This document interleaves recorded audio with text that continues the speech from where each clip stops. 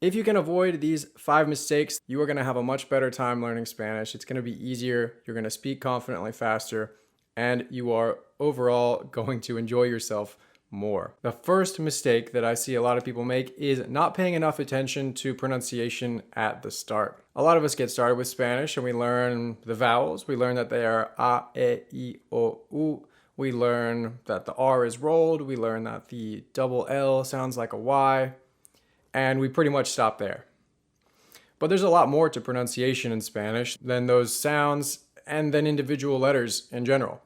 You know, the intonation that you speak with has a huge impact on the way that you sound. The way that you connect words together has a huge impact on your pronunciation, on the way that you sound. And beyond those common letters like R, for example, a lot of Spanish learners neglect or don't quite notice the pretty big difference in the way that, for example, T's and L's are pronounced in Spanish versus English. Take tomato and tomate, lemon, and limon, lemon, limon. These are relatively low-hanging fruit, meaning they are very achievable sounds for us as English speakers, but most people just don't notice it at the beginning. And so they build habits that make them sound more like English speakers and less like Spanish speakers. Putting some focused effort towards your pronunciation doesn't just help you sound more natural when you're speaking, it also helps a lot with comprehension.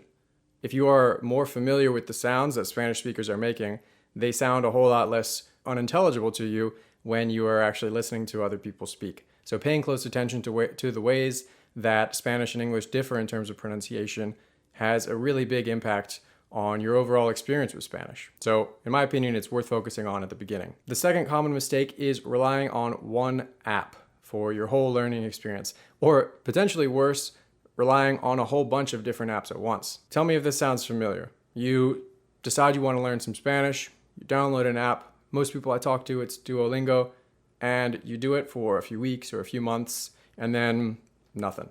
You still can't really converse with anybody or use the language or really understand it in any practical way. And there are some great things about apps like Duolingo and others, but they are not the whole picture. And generally they are terrible at helping you build functional conversational skills in the language. So if you have used them and you know 1,000 or 2,000 words, but you really can't string together a sentence, this might be why. It's because you need a more holistic approach to your learning.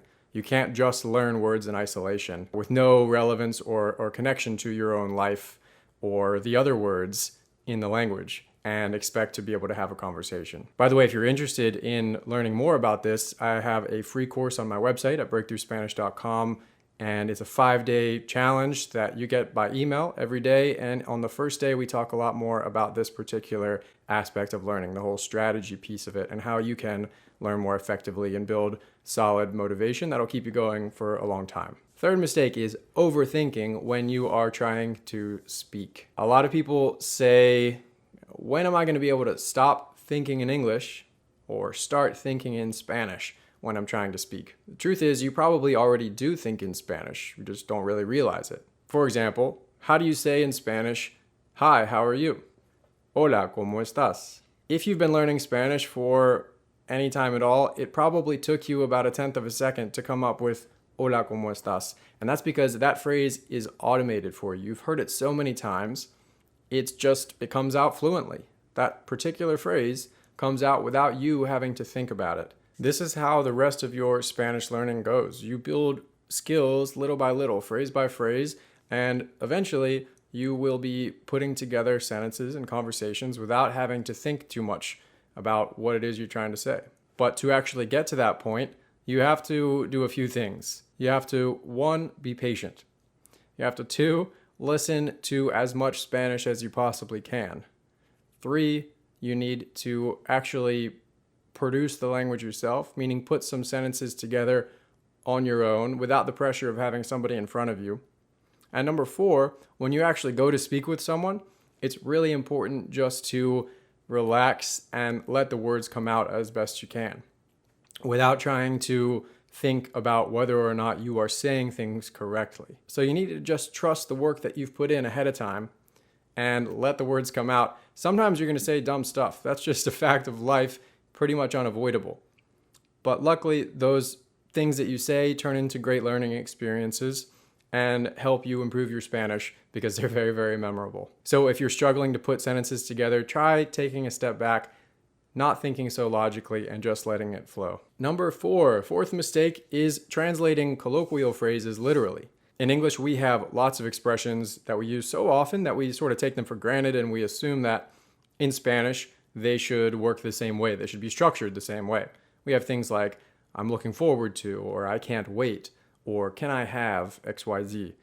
We look at expressions like this that we use so often, and we think that in Spanish they must be the same, but very often they are not. So if you find yourself translating expressions like those or other common colloquial ones directly into Spanish, take a pause and try to listen or look up how other native Spanish speakers say it. For example, you take can I have, the way that lots of English speakers order food in a restaurant. People say, can I have XYZ? And so when we go to speak Spanish, we learn that can I have literally is puedo tener XYZ. And we assume that, it's a polite, common way to say it in English. It probably is in Spanish too. In reality, it doesn't really work like that in Spanish. People make that kind of request differently. They say things like, para mí el ceviche, for me the ceviche, or nos puede traer dos cervezas, por favor. Can you bring us 2 beers, please, rather than can we have 2 beers, please. And this difference in structure is just a reality of the fact that they are 2 different languages, and so sometimes they work differently, and the things that you say in one don't quite sound right in the other. So pay close attention to the way that you hear native speakers saying things, and do your best to imitate them. Number 5 is not learning to react to what other people are saying. A big part of communication isn't just leading the conversation or saying stuff yourself. It is reacting to what other people are saying, engaging with them, listening actively. And if all you have up your sleeve is sí, no, and está bien, you are going to get bored really quickly with the conversations that you're having, and you're going to feel like a repetitive robot. So it can build your confidence a lot and help you have more fun conversations if you learn a few ways to react to people and react to the things that people are saying that are natural and common. So here are a few useful ways that you can react to people. Number 1, claro, claro, or claro que sí. This means sure or of course. ¿Quieres $100? Claro que sí. Number 2, verdad, true or truth. Dormir bien es importante, verdad. Number 3, para nada, at all or not at all. ¿Te gusta limpiar el baño? No, para nada. Number 4, en serio, seriously or seriously. A mí me gusta limpiar el baño. En serio, qué raro. Number 5, me da lo mismo or me da igual. I don't care or it doesn't matter to me. ¿Qué quieres hacer esta noche? Me da lo mismo, me da igual. If you have any questions or comments about these mistakes or any other mistakes that you yourself have encountered and have since gotten past, let me know in the comments. I'd love to know. And if you want more tips to help you with your Spanish, consider subscribing. I put out videos just like this one as often as I can. And otherwise, thanks for watching.